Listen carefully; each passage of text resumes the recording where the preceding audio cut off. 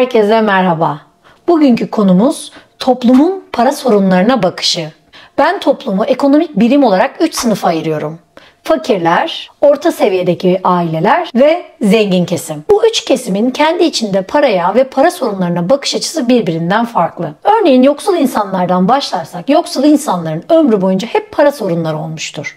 Burada ne kadar para kazandığına bakılmaksızın, eğer para sorunlarıyla mücadele ediyorsa ve bu kronik bir hal aldıysa biz bu insanlara yoksul insanlar diyoruz. Bu para sorunları o kadar trajiktir ki bu kişilerin ömürleri boyunca onları hep yetersiz hissettirir. Hem aile sorunlarında hem çocuklarıyla ilgili problemlerde para her zaman sorun olur ve bunu çözmek onlar için çok büyük bir yük haline gelir. Parayla alakalı inanışları ve düşünceleri olumsuzdur. Parayı düşünmek onlara sırtlarında küfe taşımak gibi gelir. Parayla yüzleşmek istemezler. Para sorunlarından kaçarlar. Bu yüzden de size şunu söylerler. Benim hayattaki amaçlarım farklı. Para beni hiçbir şeye motive edemez. Benim insanoğlunun erdemine ulaşmaya ihtiyacım var. Ben bana getireceği paraya bakmam, ben yaptığım işe bakarım. Bu nedenle de bu tarz insanlar para sorunlarını bir tarafa atarlar. Hayatlarını paradan daha yüksek bir şeye adamak için ellerinden geleni yaparlar. İşinde en iyi olmaya çalışır, iyi bir eş olmaya çalışır, iyi bir insan olmaya çalışır. Tüm bunları yaparken ama parayı göz ardı eder. Oysa para sinsice hep arkasından onu takip eder. Adım adım sürekli kulağının dibinde ona fısıltılarda bulunur. Ve gün geldiğinde, başarı seviyesi ölçüldüğünde onunla tek bağdaşan şey kalan parasal miktarıdır. Çünkü belki de maalesef diyeceğim,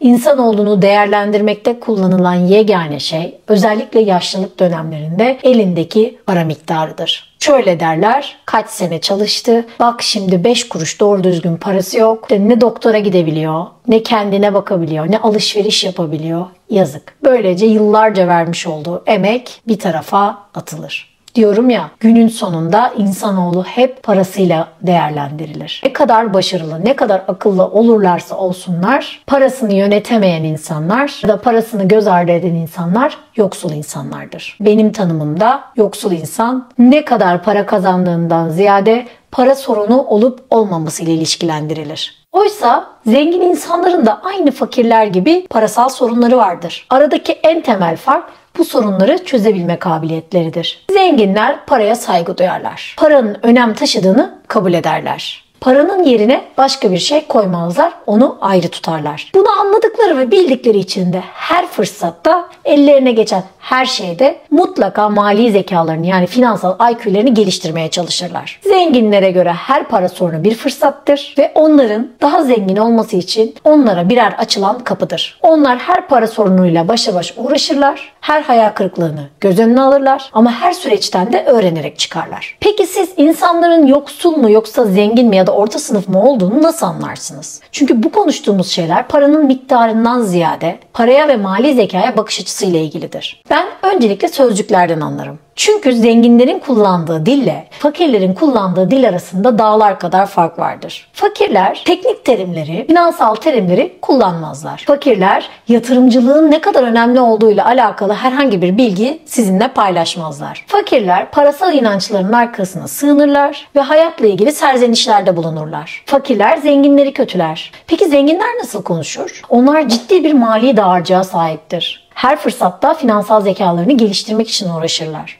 Yaşadıkları hayal kırıklıklarında ya da kayıplarında birilerini suçlamak yerine kendi finansal eksikliklerine bakarlar. Ve bunları geliştirmek için var güçleriyle çalışırlar. Her handikap onlar için yeni bir fırsattır. Yeni bir deneyimdir. Bu yüzden yoksullar parası olmamaktan şikayet ederler. Oysa zenginlerin her zaman çok fazla parası vardır. Bu yüzden yoksullar paralarını ya da borçlarını ödeyebilmek için sık sık krediye başvururlar. Zenginler ise yatırımlarını büyütebilmek için borca girerler. Fakirlerin her gün artan geçim masrafları vardır. Enflasyon ve pahalılık altında ezilirler. Kazandığından fazla vergi öderler. İyi mali tavsiyelerle yan yana gelecek durumları olmaz. Çünkü çevreleri hep kendi gibi kötü finansal tablolu insanlarla birliktedir. Ve maalesef emekli olduklarında yeterince paraları olmaz. Oysa zenginlerin tam tersidir. Parayla alakalı sorunları farklı yöndedir. Onlar da çevresindeki insanların onları mı paralarını mı tercih ettiğini hiçbir zaman bilemezler. İster istemez bollukta yetişen çocukları şımarık olma ihtimalindedir.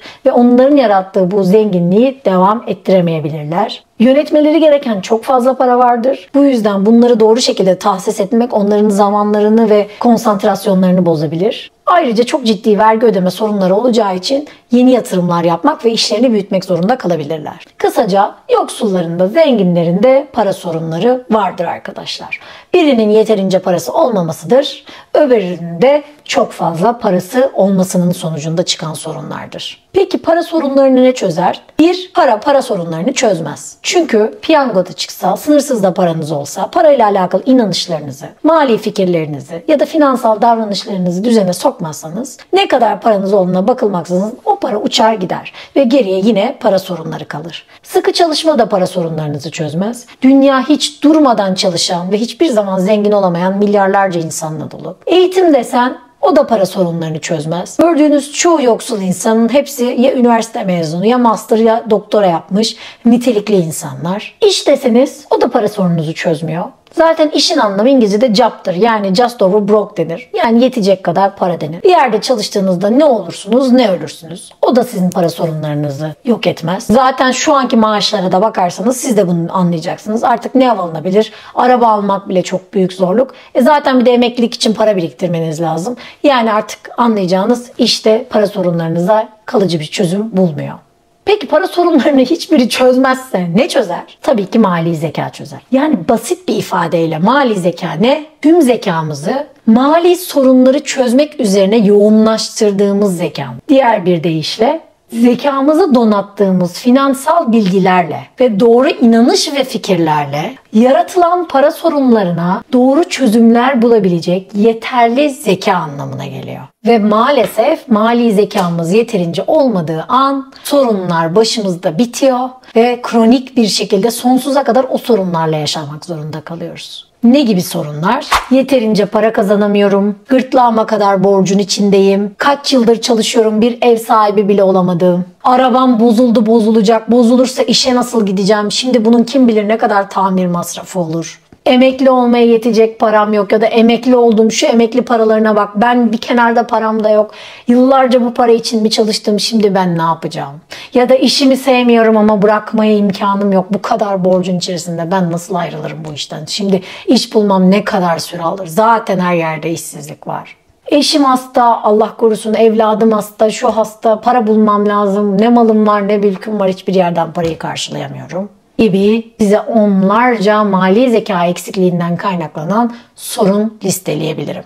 Dediğim gibi bunu tek bir şey çözer, mali zeka. Eğer mali zekamız bu sorunları çözmeye yetmezse sorunlar kalıcı hale gelir ve bizimle hayat boyu devam eder. Ve yine maalesef ki çoğu kez bugünün küçük para sorunları yarın kar topuyken çığ haline gelip bizi yerle bir edebilir. İster hoşunuza gitsin, ister gitmesin. Para sorunları oldukça ciddiye alınması gereken sorunlar. Çünkü para sadece konforunuzu etkilemekle kalmaz. Hayatınızı daha zahmetsiz bir şekilde, daha iyi bir şekilde yaşamanıza olanak tanır. Tüm yaşamınızı, yaşam tarzınızı ve hayat kalitenizi derinden etkiler. Paranın size sunduğu tam olarak seçme özgürlüğüdür. Eğer para sorunlarınız varsa maalesef bu özgürlük elinizden alınır.